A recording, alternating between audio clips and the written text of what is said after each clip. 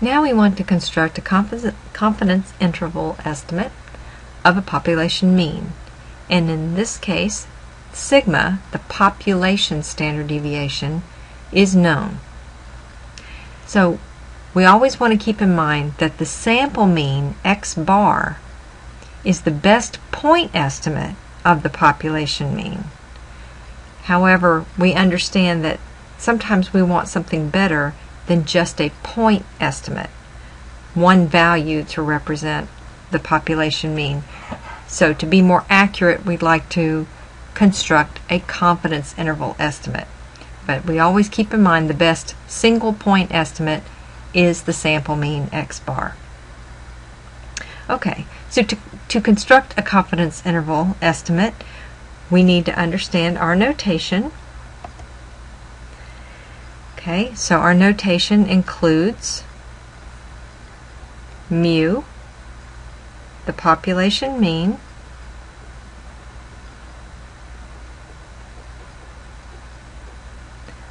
sigma, the standard population standard deviation,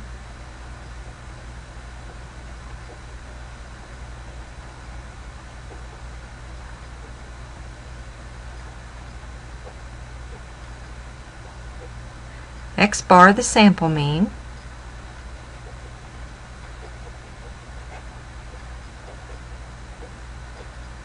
n, the sample size,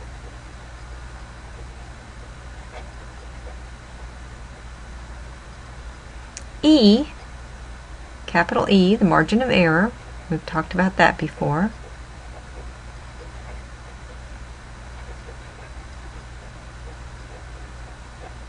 And z, alpha over 2, that critical value that separates z-scores that are likely to occur from z-scores that are unlikely to occur. Remember how we considered that before? This area being alpha over 2, and so here's that critical value, z alpha over 2. Okay. So, what are the requirements when we want to construct a confidence interval estimate of the population mean?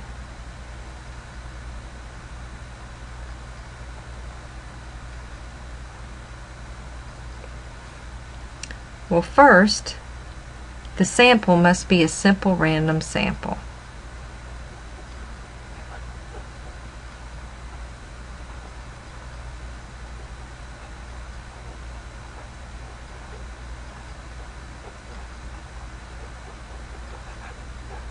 And we talked about this at the beginning of the course, how that was going to be required for all the different theories that we were going to be using.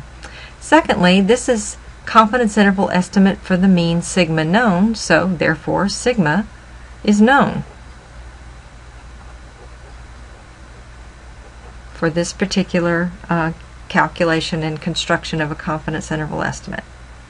And number 3, either or both of these conditions are satisfied.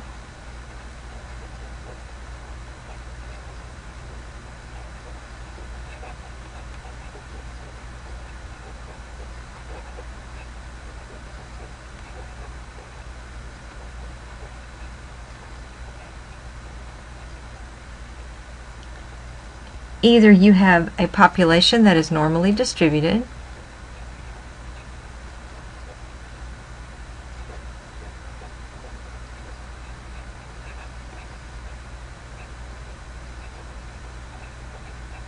and or your sample size is greater than 30.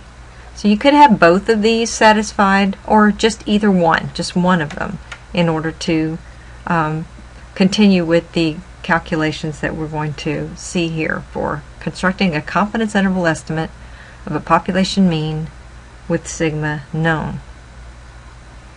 Okay, so what do these confidence intervals look like?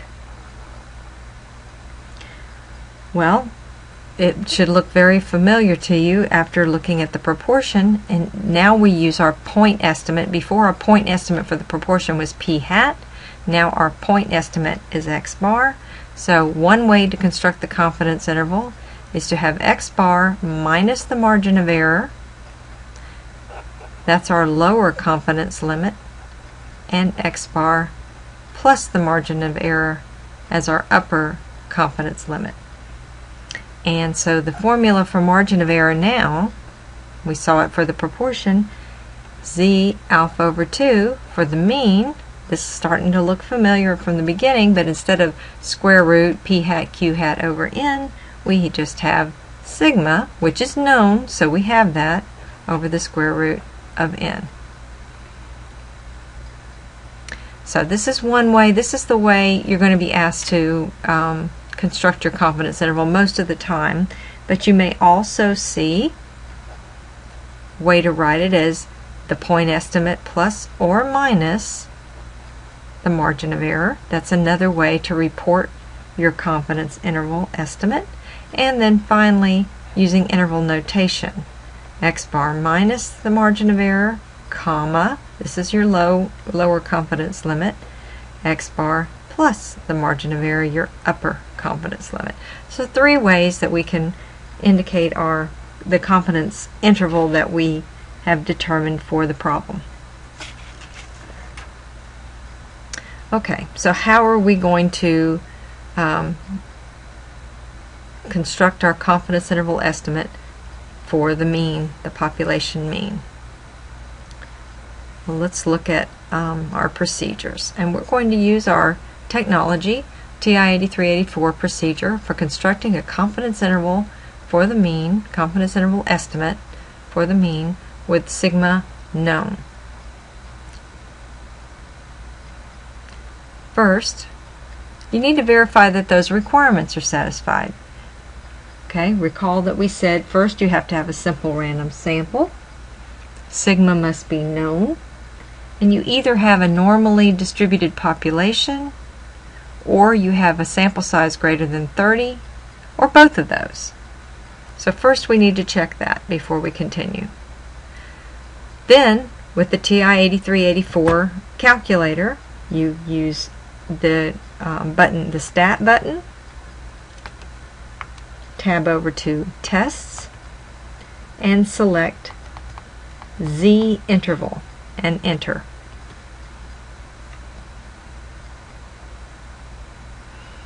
If you have the original set of data in a list in your calculator, so you may have been given just the actual data and you've put that in list 1 or list 2, then you tell the calculator you have data, and then it'll ask you which list it's in. Otherwise, you select stats, because you're only given the statistics but not the original data. So the next step then, once you've done that, you'll enter sigma, because sigma's known and you have that. X bar, this should be X bar, just left off the bar there, but that's your sample mean. N, your sample size, and then your confidence level.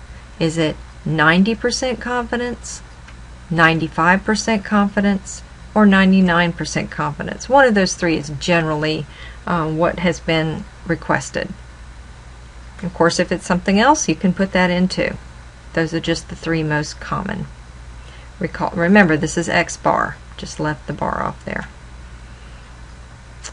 Okay, let's see. Maybe I can correct that myself right now. Let's see if I get the right color. Here we go. Let's make that X bar. There we go. Okay, and then on to step 5. Then you hit calculate. Once you've entered this information, you tab down to calculate and enter, and it will give you the interval. You will need to do the appropriate rounding, and we'll talk about that in just a minute. But you calculate and write your result in this form. This is how I'm going to ask for it in our class. Of course, we saw 2 other ways to represent your confidence interval estimate. Okay, so rounding. How do we round this? Well, there's a rule for rounding. if you have that original set of data, you're going to round your confidence interval limits to one more decimal place than the original data. You won't always have the original data. So what if you don't? Well, then if you only have the summary statistics, if the problem has given you the sample size, the sample mean, and perhaps sample standard deviation, in this case, generally the sample size, sample mean, you're going to round to the same number of decimal places as there are in your sample mean. So original data, one more than original data. If you don't have original data, you do the same thing as what's shown for the sample mean.